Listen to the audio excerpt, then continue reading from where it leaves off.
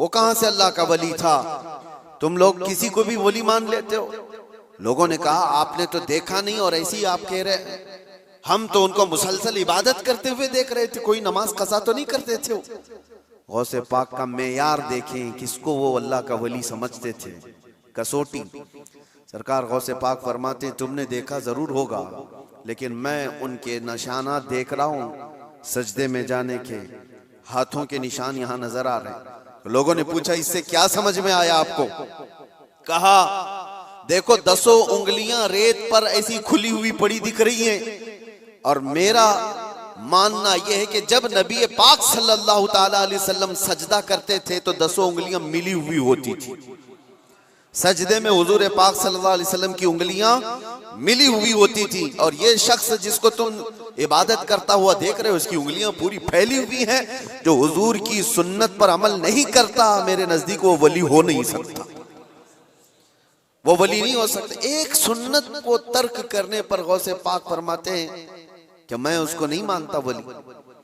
अब आप अंदाजा करें, लोगों ने तो पता नहीं किसको किसको वली बना लिया है, कैसे कैसे बाबाओं के पीछे ये घूम रहे हैं।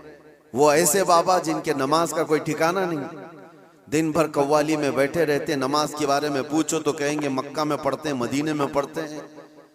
कुछ वो भी हैं जो दिल की नमाजों की बात करते हैं। ये सब शैतान है। शैतान इस तरह के चेहरे बना करके उम्मत को गुमराह करता है।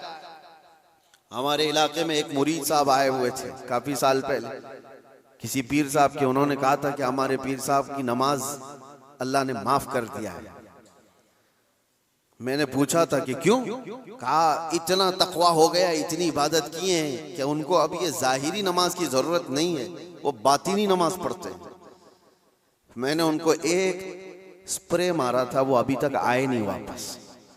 कहा शरीयत में 4 लोगों पर नमाज माफ है, 4 लोगों पर नमाज माफ है। नाबालिग बच्चा हो तो नमाज माफ है, भी मतलब उस पर नमाज फर्ज ही नहीं हुई। दूसरे पागल हो, दिमागी नहीं है, तो भी नमाज माफ है। और तीसरे औरत की जो माहवारी आती हर महीने, हैज के दिनों में औरत को नमाज माफ है। चौथे बच्चे की विलादत हो जाए औरत, उसके बाद उसको निफास जो आता है वो 40 दिन तक भी हो सकता है मैक्सिमम, उतने दिन औरत को नमाज माफ है। ये 4 लोग हैं जिनको नमाज माफ है। मैंने मुरीद साहब से कहा था पीर साहब को पूछ लेना इन 4 में आप क्या हो। या तो तुम्हारा पीर नाबालिग होगा इसलिए नमाज माफ हो गई, या तो पागल होगा इसलिए माफ है, या तो फिर वो 2 कैटेगरी जो बड़ी डेंजर है। पूछ लेना। मेरे अजीजों, गौसे पाक पर नमाज माफ नहीं हुई तो ऐरे गैरे नत्थु खेरे की बात क्या है? सुल्तानुल औलिया गौसे पाक रदी अल्लाह ताला अन्हु के साथ ये हुआ था। आप नमाज पढ़ रहे थे, बादल का टुकड़ा एक साया बन करके आपके ऊपर तारी हुआ और उससे आवाज आने लगी, ए अब्दुल कादिर, मैंने तुझ पर सारे हराम को हलाल कर दिया है, मैंने तुझे नमाज माफ कर दी है, तूने इतनी इबादत कर डाली। और जाहिर सी बात है ये 4 दिन लोगों में बैठ करके इबादत करके ये समझ लें कि मैं बहुत किया हूँ। गौसे पाक तो वो हैं जिन्होंने 15 साल तक एक पांव पर खड़े होकर रात भर नमाज पढ़ी है, और तकरीबन 40 साल उनकी इबादत के ऐसे गुजरे हैं कि एक अंगूर के दाने से सहरी करते थे और आधे गिलास पानी से इफ्तारी कर लिया करते थे। ये गौसे पाक की इबादत और मुजाहिदात इतने सालों के बाद अगर कोई कहे उनको तो बात तो ऐसी लगती है ना कि शायद दिमाग में ये बात आ जाए, हाँ इतने सालों की इबादत हुई, बादल के टुकड़े से आवाज आए कि अब्दुल कादिर, मैंने सारे हराम हलाल कर दिए तुम पर और नमाजें माफ कर दी। लेकिन वो ऐसे वैसे लोगों की सोहबत पाए हुए और मौसमी तरीकों के वली नहीं थे। गौसे पाक रदी अल्लाह ताला अन्हु शान महबूबियत पर फाइज थे। आपने बरजस्ता कहा यह आवाज रहमान की नहीं है, ये शैतान की है। जब नबी पाक सल्लल्लाहु अलैहि वसल्लम पर नमाज माफ नहीं हुई तो मैं कौन होता हूं? अल्लाह के रसूल सल्लल्लाहु अलैहि वसल्लम जो साहबे शरीयत हैं, हुजूर ने नमाज नहीं छोड़ी, और वो भी आखिरी वक्त तक। जानते हो रिवायात में मौजूद है उस वक्त रसूलुल्लाह सल्लल्लाहु अलैहि वसल्लम हुजरे से बाहर आ रहे थे जब आपकी वफात को चंद ही दिन बाकी थे, हुजूर की वफात को, हुजूर के इंतकाल को चंद दिन बाकी थे। हजरत अबू बकर सिद्दीक इमामत कर रहे थे, लेकिन उसके बावजूद रसूल पाक सल्लल्लाहु अलैहि वसल्लम सख्त अलालत के बाद हुजरे से बाहर तशरीफ लाए थे। इस हालत में कि रिवायात में मौजूद है, हुजूर दो सहाबा के कंधों पर हाथ रख करके बाहर आ रहे थे, पैर जमीन पर नहीं लग रहे थे। इस कदर शिद्दत की तकलीफ के साथ भी नबी पाक सल्लल्लाहु अलैहि वसल्लम मस्जिद में तशरीफ ला रहे हैं, और यहाँ मुर्ग मुसल्लम तोड़ते हुए बैठे हुए वो पीर कहते हैं कि हमारे लिए नमाज माफ है। गौसे पाक ने जब ये कहा कि ये रहमान की आवाज नहीं, ये शैतान है, मेरे लिए नमाज माफ नहीं हो सकती, तो गौसे पाक रज़ियल्लाहु ताला अन्हु पर उसने गुरूर और तकब्बुर में लाने के लिए एक दूसरा हमला किया था और कहा, अब्दुल कादिर तुम बहुत पढ़े लिखे हो, बहुत इल्म है तुम्हारे पास, तुम पढ़े लिखे ना होते, इल्म ना होता तो आज मेरे गुमराही में आ जाते। शैतान अपनी असली हालत पर आ गया, कहा ठीक है तुमने मुझे पहचान लिया, लेकिन तुम बहुत पढ़े लिखे हो, तुम्हारा इल्म इतना है कि तुम बच गए। गौसे पाक ने कहा तू दूसरा हमला कर रहा है मुझ पर, मेरे इल्म ने नहीं बचाया, मुझे रब के फजल ने बचाया। यहां पर भी आदमी बहक सकता है, अगर हाँ कह दिया कि हाँ मैं तो पढ़ा लिखा हूं, मैं बहुत इल्म वाला हूं, इसीलिए बहुत सारे इल्म वाले भी भस्म हो गए, इल्म वाले भी बहक गए। इल्म के साथ रब का फजल है तो फिर वो बच जाता है। मेरे अजीजों, अर्ज ये करना है कि हुजूर पाक सल्लल्लाहु अलैहि वसल्लम की शरीयत को छोड़ करके कोई वली नहीं हो सकता।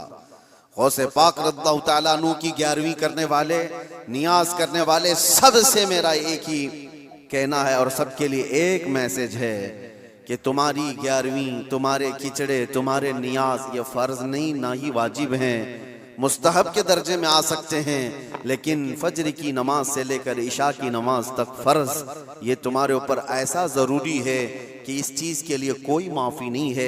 एक साल तुमने देग नहीं बनाई, नियाज नहीं की, तो कयामत के दिन नहीं पूछा जाएगा कि तुम गौसे पाक की फातिहा करते थे कि नहीं करते थे, ये सवाल नहीं होगा।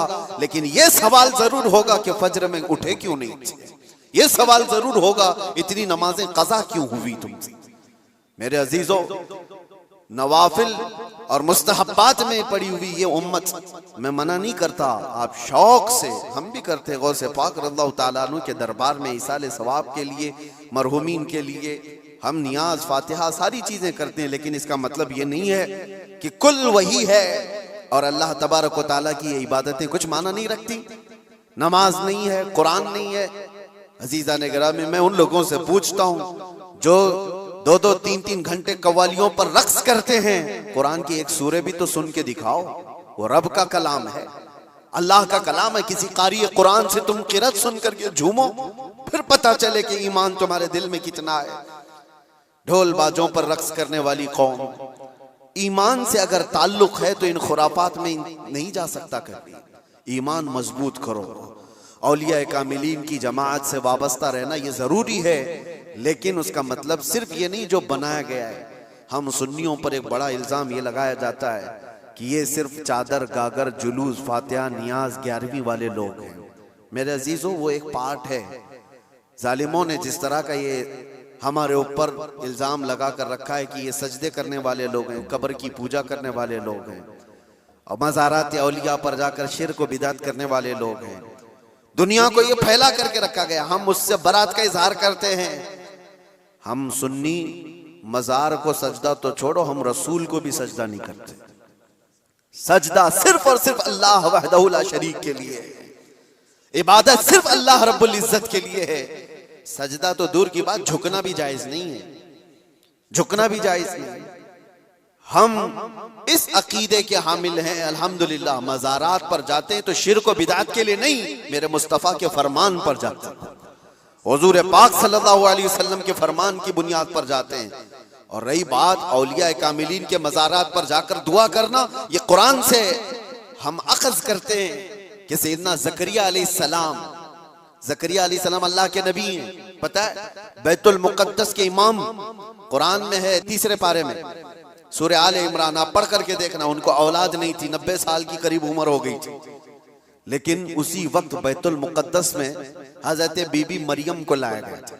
हजरत बीबी मरियम का भी मामला ऐसा है, उनकी वालिदा मन्नत करी थी, उनके वालिद इमरान उनकी वालदा हन्ना, उनको भी औलाद नहीं थी, उन्होंने मन्नत की थी कि अल्लाह अगर हमको तू बेटा दे तो हम बैतुल मुकद्दस की खिदमत में वक्फ करेंगे।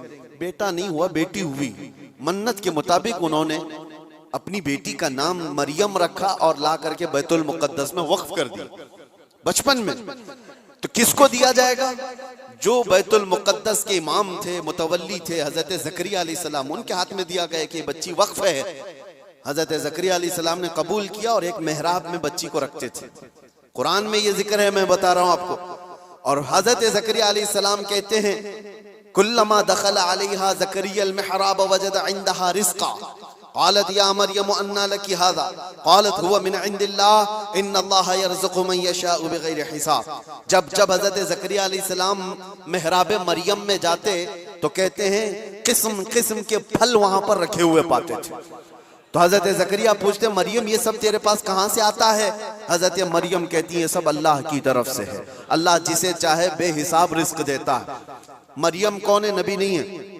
हजरत मरियम हाँ अल्लाह की वलियां हैं, पाकीज़ा मुकद्दस हस्ती, लेकिन उनको अल्लाह तबारक व तआला ने वो करामात से नवाजा था। वो बचपन में फल वगैरह उनको रिस्क के तौर पर पहुंच रहा था। इसके बाद की जो आयत है अब सुनो, इसके बाद ये जो वाकया है उसके बाद की आयत कुरान पाक में सूरह आले इमरान में रब ताला फरमाता है हुनालिका दआ ज़करिया रब्बह क़ाल रब्बि हबली मिन लदुनका ज़ुर्रियतन तय्यिबतन इन्नका समीउद दुआ। ज़करिया अलैहिस्सलाम को भी औलाद नहीं थी, तो उसी मरियम के मेहराब में खड़े हो गए जहां बीबी मरियम थी, कहा ऐ अल्लाह मुझे भी एक बेटा अता कर दे। हुनालिका दआ ज़करिया रब्बा, ये कुरान की आयत है। ज़करिया अलैहिस्सलाम ने अपने रब से दुआ की, अल्लाह मुझे भी एक बेटा दे दे, तेरी जानिब से नेक और साले बेटा अता कर दे। अब ये दुआ तो हो गई और कुरान में उसके फौरन बाद आयत है फनादतहुल मलाइकतु व हुवा क़ाइमुन युसल्ली फिल मिहराब अन्नल्लाह युबश्शिरुका बियहया। उसी वक्त अल्लाह के फरिश्तों ने बशारत दे दी ज़करिया अलैहिस्सलाम को, तुम्हारी दुआ कबूल हो गई और यहया अलैहिस्सलाम की शक्ल में तुम्हें बेटा मिलने वाला है। इतनी तेज दुआ। अब मैं आपको बताता हूं ये आयत मैं क्यों पढ़ रहा हूं और क्यों आपके सामने रख रहा हूं। ज़करिया अलैहिस्सलाम खुद अल्लाह के नबी और जहां के इमाम है वो बैतुल मुकद्दस है, दुनिया का सबसे मुकद्दस तरीन मकाम। उस वक्त बैतुल मुकद्दस में हजरत ज़करिया अलैहिस्सलाम जहां इबादत करते थे वहीं पे दुआ भी तो कर सकते थे, वहीं पर दुआ कर सकते थे, लेकिन कुरान ये कहता है वो मेहराब मरियम में आकर के दुआ कर रहे हैं। मेहराब मरियम में जहां बीबी मरियम बैठी वहां दुआ कर रहे हैं। इससे पता ये चलता है कि अल्लाह के सालेह बंदे जहां होते हैं वहां से दुआएं कबूल होती। पता चला जहां नेक और सालेह अल्लाह के वली रहा करते हैं वहां से जब नबी की दुआ कबूल होती है तो फिर उम्मती की क्यों नहीं कबूल होती। और फौरन दुआ कबूल हुई और बेटा भी मिला। अब ये लोग कहते हैं गरीब नवाज के यहाँ जाते हैं तो क्या बेटा मिलता है? बेटी मिलती है, औलाद मांगने जाते हैं। जालिमो तुम्हें पता नहीं ज़करिया अलैहिस्सलाम बीबी मरियम के पास खड़े होकर बेटा मांगे थे तो बेटा नबी की शक्ल में मिला था। हाँ ये नहीं है कि वो बीबी मरियम से मांग रहे थे, वो अल्लाह से मांग रहे थे, लेकिन जगह कौन सी है? जगह का भी असर होता है। हाँ एक बात मैं आपको बता दूं कि जगह का अगर असर नहीं होता तो मस्जिदें और ये सारी चीजें बनाने की जरूरत क्या होती। इबादत करने के लिए भी जगह है, खाना खाने की भी आपके घर में जगह है, हाजत में जाने के लिए भी कोई जगह है, आपका ट्रीटमेंट करने के लिए हॉस्पिटल में भी जगह है। हर चीज एक एक जगह पर होती है कि नहीं होती? होती। जिन लोगों का वो मानना है कि कुछ भी नहीं जरूरी है वहां जाना यहाँ जाना, तो मैं उनसे कहता हूँ कभी बाथरूम में बैठ करके डॉक्टर से अपना इलाज करा लोगे? जगह तो जगह ही है, बैठे हो नहीं है, आपको पता है उसके लिए हॉस्पिटल जाना होगा, उसके बेड पर सोना होगा, वहां पर वो कुछ ट्रीटमेंट करेगा। क्या जरूरत है? पूछते डॉक्टर से, आ जाओ मेरे टॉयलेट में इलाज कर लो, यही इंजेक्शन लगा लो। मेरे अजीजों, गंदगियों में बैठा हुआ आदमी वो अपना इलाज कराने के लिए भी उठ करके चला जाता है। बिला तशबीह बिला तमसील मैं आपसे कह रहा हूं कि हम पता नहीं कैसे कैसे गुनाहों में मुब्तला हैं। यहाँ से निकल करके हम उन पाक सुथरी जगहों में जाते हैं जहां अल्लाह के वली आराम फरमा, और उस जगह पर खड़े होकर हम अल्लाह ही से दुआ करते हैं और पाकीज़ा मकाम की बरकत से अल्लाह दुआएं कबूल करता है। ये सुन्नियों का अकीदा मैं बता रहा हूँ, जालिमों का बनाया वो नहीं पता हमको।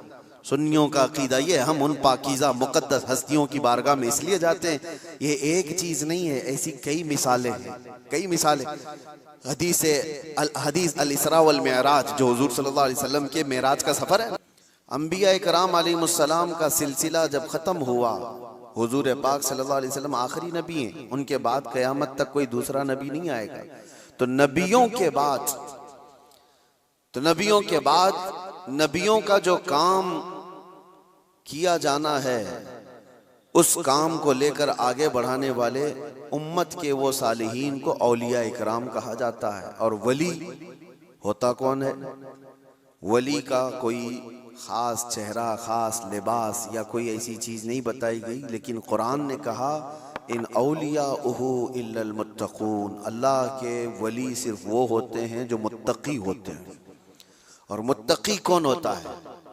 मुत्तकी किसको कहते हैं? तकवा वाला। ये अरबी का लफ्ज है। मुत्तकी किसको कहते हैं? उसकी बहुत सारी डेफिनेशन है। एक चीज मैं बताऊं, हुजूर पाक सल्लल्लाहु अलैहि वसल्लम ने फरमाया कुछ चीजें हलाल हैं, कुछ चीजें हराम हैं। हलाल भी सबको पता है ये हलाल है, हराम भी सबको पता है ये हराम है, जो वाज़ेह है, जिसमें कोई शक नहीं। लेकिन हलाल और हराम के बीच में कुछ चीजें ऐसी हैं जिनके बारे में शक होता है कि हलाल है कि नहीं है, हराम है या नहीं। तो फरमाया गया ऐसी शक वाली चीजों को छोड़ देने का नाम तकवा है, हराम चीजें छोड़ने का नाम नहीं। हराम चीजें छोड़ना तो मुसलमान के लिए जरूरी है। शराब नहीं पीता, चोरी नहीं करता, ज़िना नहीं करता, ये सारी चीजें नहीं करता, ये तो मुसलमान के लिए जरूरी है। लेकिन चंद वो चीजें हैं जो हराम और हलाल के बीच में मशकूक हैं, उन चीजों को भी छोड़ देने का नाम तकवा है। और तकवा दिल से होता है, तकवा दिल से होता है। इस तौर पर समझ लें कि हमेशा उसके सीने में अल्लाह का खौफ हो, हर घड़ी अल्लाह तबारक व तआला की खशियत हो, उसको तकवा कहा जाता है। तकवा, और तकवे के बगैर कोई वली नहीं होता। तकवा सबसे बड़ी चीज ये है कि तकवा कराता क्या है? ठंडियों में बिस्तर छोड़कर खड़ा हो जाता है बंदा अल्लाह की इबादत के लिए, तकवा है। रात के वक्त वो जब लोग सो रहे हों, ये रब ताला के हुजूर खड़ा हो जाता है, ये अल्लाह का खौफ उसको बिस्तरों से उठा देता है, ये तकवा है। अल्लाह का खौफ उसे ऐसी जगहों की तरफ देखने भी नहीं देता जिसको दुनिया आमतौर पर देखती है, ये तकवा है। अल्लाह का खौफ उसके सीने में, उसकी आंखें महफूज हैं, उसकी जुबान महफूज है, उसका दिल महफूज है, उसके हाथ पैर महफूज हैं गुनाहों से, ये तकवा है। और ये तकवे के साथ ही कोई अल्लाह का वली होता है। अल्लाह का वली वो नहीं कि लठ छोड़ करके रखा है बालों की, 10-10 अंगूठियां पहन के घूम रहा है और कोई भी बाबा बन करके लोगों को लूट रहा है, उसको लोग समझ लिए कि अल्लाह का वली है। अल्लाह का वली वो नहीं होता। सबसे बड़ी बात आपको मैं बताऊं, हुजूर पाक सल्लल्लाहु ताला अलैहि वसल्लम को छोड़ करके कोई अल्लाह तक पहुंच ही नहीं सकता। बखुदा खुदा का यही है दर, नहीं और कोई मफर मकर, जो वहां से हो यही आके हो, जो यहाँ नहीं तो वहां नहीं। बे उनके वास्ते खुदा कुछ अता करे, हाशा गलत गलत ये हवस बेबसर की है। हुजूर को छोड़ करके कोई डायरेक्ट जाने वाला रास्ता है ही नहीं, नबी पाक सल्लल्लाहु अलैहि वसल्लम। अब ये बात मैं क्यों कह रहा हूं? कुछ वो लोग जो वली बनने का दावा कर रहे हैं, ढकोसला है, जिनके यहाँ हुजूर पाक की शरीयत का कोई लिहाज नहीं। हुजूर से अगर मोहब्बत हो तो हुजूर की सुन्नत से भी मोहब्बत होगी, हुजूर से अगर मोहब्बत हो तो हुजूर की शरीयत से मोहब्बत होगी। नबी पाक सल्लल्लाहु ताला अलैहि वसल्लम के सहाबा में सिद्दीक़ अकबर से बढ़कर वली कौन है? फारूक आजम की तरह वली कौन है? उस्मान गनी की तरह अल्लाह का वली कौन है? हैदर कर्रार तो शाह विलायत हैं, वलियों के सरदार हैं। तो मुझे आप बताओ, ये सहाबा में से कभी कोई ऐसा सहाबी जो रसूलुल्लाह की इक्तिदा करने में पीछे रह गया हो, कोई नमाज कज़ा करता हो, शरीयत की धज्जियां उड़ाता हो? कोई एक भी सहाबी आपको ऐसा नहीं मिलेगा। एक भी सहाबी नहीं मिलेगा, क्योंकि सबको पता है रसूल पाक सल्लल्लाहु अलैहि वसल्लम का दरवाजा छोड़कर अल्लाह तक नहीं पहुंच सकता, कोई नहीं पहुंच सकता। अब मैं यहां पर आपको एक मिसाल दे दूं कि बगदाद में एक बार ये मशहूर हो गया कि एक अल्लाह के वली दरियाए दजला के पास आए, बहुत इबादत करते हैं, बहुत तवज्जो से। गौसे पाक का जमाना है। सरकार गौसे पाक को जब ये खबर हुई कि एक कोई बड़े वली आए हैं दरियाए दजला के पास इबादत कर रहे हैं, तो आपने कहा अल्लाह के वलियों से मुलाकात ये अपने आप में एक इबादत है, मैं उनसे मुलाकात जरूर करूंगा। तो सरकार गौसे पाक भी चले गए दरियाए दजला के पास कि वो उस अल्लाह के वली से मैं मुलाकात करूं। जब वहां पहुंचे तो पता चला कि वो सुबह ही वहां से रुखसत हो गए थे, चले गए थे। गौसे पाक से उनकी मुलाकात नहीं हो पाई, लेकिन लोगों में मशहूर था, सारे लोग देख रहे थे, वो कंटिन्यू इबादत करते थे, मुसलसल इबादत करते थे। तो गौसे पाक रदी अल्लाह तआला अन्हु जब लोगों से पूछते वो इबादत कहाँ करते थे, लोगों ने बताया वो जो जगह थी वो रेत पर जो है दरिया के किनारे जो रेती पड़ी हुई थी उसी पर इबादत करते थे। गौसे पाक गौर से निशानियां देखते हैं, उनके सजदों के निशान थे, उनके हाथों के पैरों के निशान थे। आपने गौर से देखने के बाद फिर कहा तुम लोग झूठे शख्स